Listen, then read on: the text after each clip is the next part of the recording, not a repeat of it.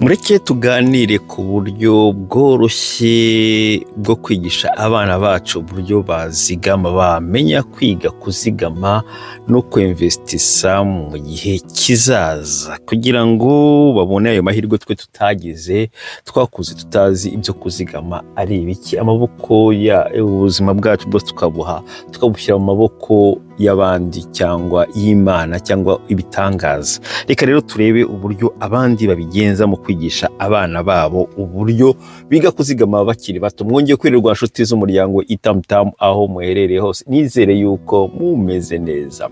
Reka rero tuganire uburyo abandi babigenza, tunakopere ku bandi ko babigenza. Burya isi turimo ni isi yo kwigira ku bandi, gukopera abandi, ibintu nk'ibyo byose. Rero nk'iburaya, reka tufatire urugero nk'iburaya. Iburaya burya bagira ibintu usanga bibabaza abanyafurika, ariko kuri bo ni ibintu baprofita mu kwigisha abana babo. Iyo bashaka kwigisha abana babo kugira ngo bige kuzigama, dore uko babigenza. Babereka Afurika y'abakene isabiriza. Ni ukuvuga ngo baguhamo guhitamo, urashaka kumera nka bariya. Bakavuga ko ngo bariya barakennye kubera yuko bariye byose, ibyo babahaye byose barabiriye barabimara.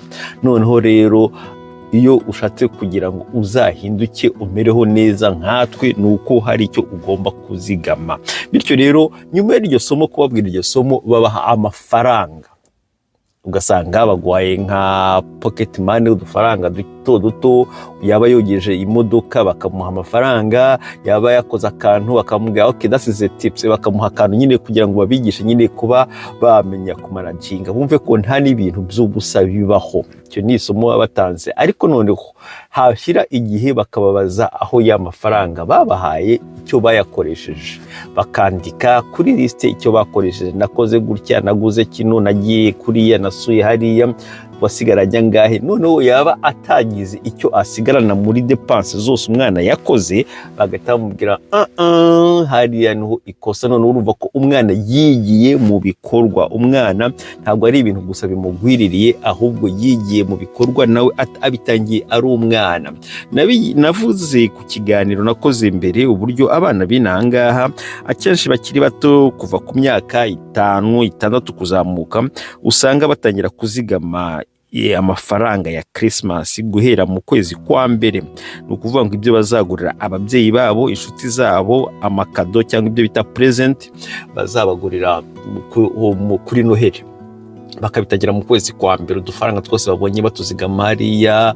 Urumva ko muri amafaranga uba umuhaye koko hari utuntu yaguze, cyangwa hari utuntu muri make umuhaye yakoze akantu keza kagushimishije, ukamubwira iyi nawe ni tips yawe. Urumva ko hari ayo aguramo utuntu yakunze, utubombo, uduki, utuntu nk'utwo twose, guha amakado abana bakoze anniversaire. Ariko noneho byagera ku munsi wa Noheli cyangwa Christmas, akamenya ko bino bigurira ababyeyi, kuba wenda yagurira amasogisi papa, akaba yagurira mama wenda akandi kantu ashatse. Kandi akenshi inangaha ko wenda kuri video batagize amahirwe yo kubona iyo video nakoze haruguru y'uburyo bategura abana babo mu bihe bya Noheli, nuko famiye nyinshi zikize usanga babigisha abana kubaza icyo umubyeyi ashaka cyangwa inshuti yawe ishaka kuri Noheli, aho kugira ngo aze ubone umuntu akugurira umupira cyangwa akugurira ipantaro udakunda, wenda nta na gahunda ukeneye amapantaro, wenda we mu mutwe wawe uyu mwaka ugiye kuzatangira udashaka n'ibintu byinshi mu nzu.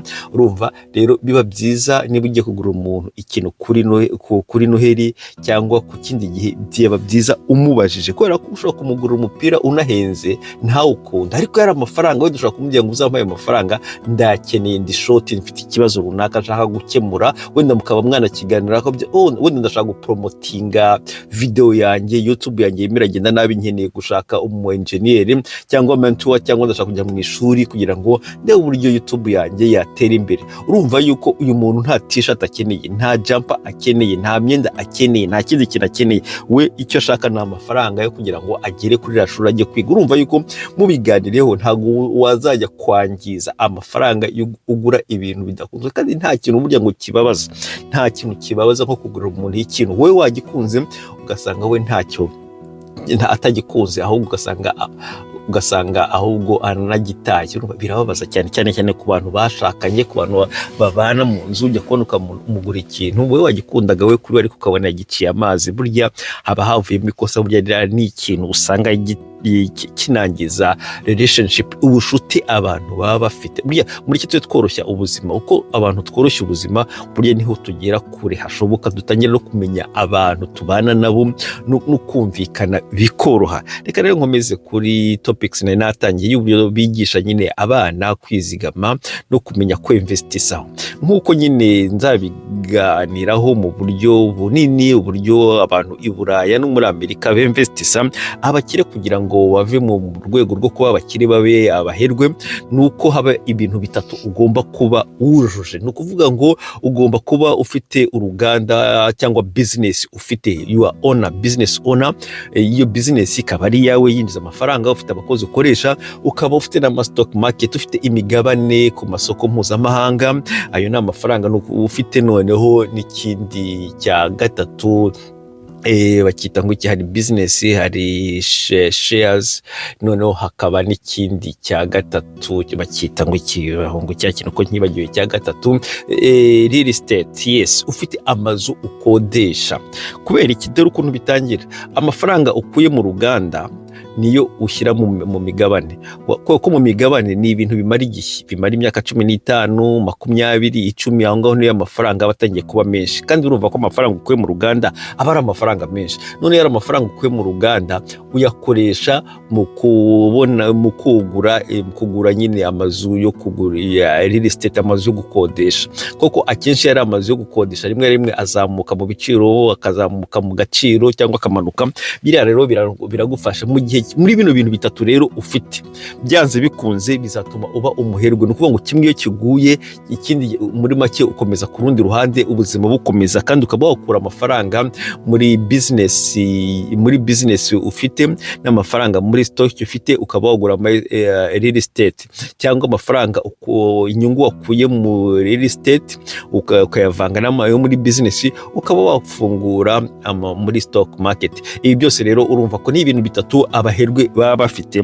Uzumva abaherwe bose, uzumva bose bafite bino bintu bitatu, niho bembesera amafaranga yabo. Ibi bintu rero ntabwo ushaka kubikora utarabitangije mu bwana bwawe, mu kumenya kuzigama amafaranga mato zirangeso z'utuntu duto. Iyo utazifite muri wowe, utarabyize ubifite ngo ubimenyere, n'ikintu kinini ntushobora kuzakigira. Kuko burya ingeso ntoya tugenda dusuzugura, tugenda twiyubakamo, burya nizo zitugira banini bashoboka. Yes, bamwe barazisuzugura nuko bataziha agaciro, ariko uko ugenda uziyubakamo niko ugenda ubura n'ibindi binini, kandi bikaza mu buryo bworoshye. Rero nkuko nari nabivuze ku bana, rero urumva yuko umwana ukundi babigenza, nkuko i Burayi bo berekana Afurika ku mavideo, barangiza bakabwira nurya amafaranga yawe yose kugira ngo utazaba nk'abanyafurika. Noneho twebwe abanyafurika, ese niki twakora? Ni irihe somo twakwigiramo? Twebwe nk'abanyafurika dutembeza abana bacu mu bice by'abakire n'ibice by'abakene, dukore nk'uko dukopera abazungu nk'uko, maze abana bacu nazajya yangiza amafaranga umwibutse urashaka kumera nka hariya. Biriya ni ibintu burya umwana wese atinya, ananga.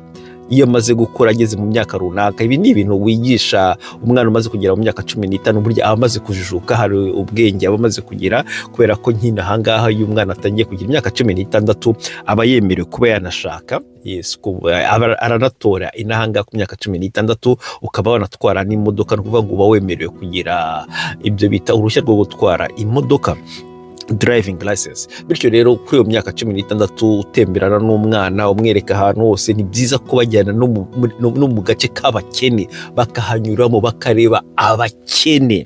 Yes, biriya ni byiza, kubera yuko uretse no kumenya kwiga kubashyira kuri pressure yo kwizigama, yo kumenya kuzigama, yo kutamenya kudepansa byose, no kumenya ejo hazaza, no kuvuga ngo yes, ndimo ndazigama kugira ngo nzagire bya bintu bitatu, kugira ngo nzabe umuherwe, nzagire garanti yuko nzasaza neza nka data cyangwa nka sokuru, kugira ngo ibintu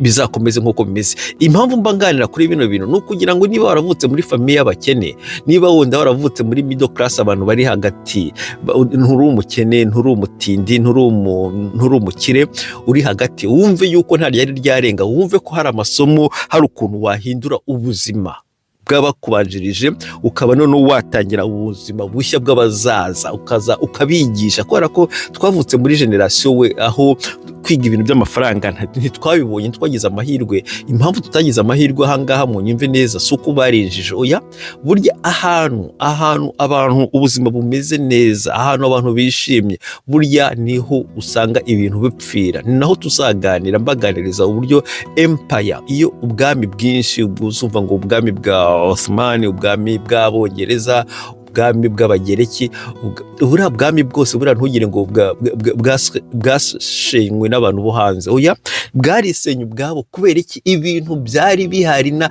umunezero ari wose, abantu badamaraye bameze neza. Nicyo cyica rero burya abantu rero nitugaye yuko abasokuruza bacu ba data batigeze batwigisha ku byerekeye amafaranga, nuko ubuzima bwari bumeze neza. Rero mu gihe abandi banyamahanga, iyo ubuzima bumeze neza, bo ntago barekera aho ngaho ngo bajye kudamarara bishime barye umunezero, oya, ahubwo baba bazi ko ari opportunity, ni amahirwe babonye, bagomba kuyabyazamo umusaruro, n'abazakurikiraho bazakomerezeho. Koko nk'uko nabivuze ku zindi video, nta kibabaje nko kubona uyu munsi wowe umeze neza, ufite imitungo yose, ariko ikaba izaribwa n'abana bawe, ariko abuzukuru bawe bakazajya gusabiriza. Yes, uyu munsi hari abantu bitabye Imana tuzi, bari abakire, bari bafite ibifaranga byinshi, ugasanga bari bafite nk'amakamyo ajye mu mahanga arenze 20-30, ariko igitangaza nuko abuzukuru babo uyu nguyu ushobora kubasanga bari ahantu barimo gukora akazi gasanzwe, batakagombye kuba ariko bakora, bafite inganda nabo, ko bafite aho bakomora capital, aho bakomora ibyabafasha kugira ngo bagere kure bishoboka. Bityo rero nkavuga ngo iyo wigishije abana bawe iki kintu bakizigama bakiri batoya, bakagira bino bintu mindset yuko kugira ngo ube umuherwe ugomba kuba ufite ibintu bitatu bizakugeza kure hashoboka, nkubwije ukuri yuko ubukene muri generasiyo yawe, muri famiye yawe, bushobora kutazigera buhagera na gatoya. Kubera iki? Wakoze inkuta nini. Burya inkuta nini zituruka ni mu bwonko, ntugire ngo hari ahandi. Nimvuga inkuta nini ntabwo mvuze kujya gushyira amabuye hariya kuri, oya, ni mu mutwe. Mu gihe mu mutwe abantu bari sharp, mu mutwe abantu batekereza neza, batekereza imyaka 100, 200, 300, atari ukwitekereza mu myaka 5 iri imbere, 10 wowe ukiriho gusa, oya, no mu gihe uzaba utakiriho aho bazakomerezaho. Ibi rero birafasha cyane, bihereye ku bana, noneho bigakomeza no ku bantu bakuru, bikazakomeza no ku bandi bazaza, abuzukuru n'abuzukuruza. Iki rero nicyo kiganiro nari nahisemo ko tuganira kuri uyu munsi, y'uburyo twarebera ku byo abandi uburyo abandi babikora, turebe isomo twakuramo kugira ngo turyifashishe natwe turima izindi generasiyo zizaza nyuma. Ntago byoroshye, ariko burya akageso gato karakura byaramo ikintu kinini. Mukomeze rero mugire umunsi mwiza, naho ubutaha. Ciao.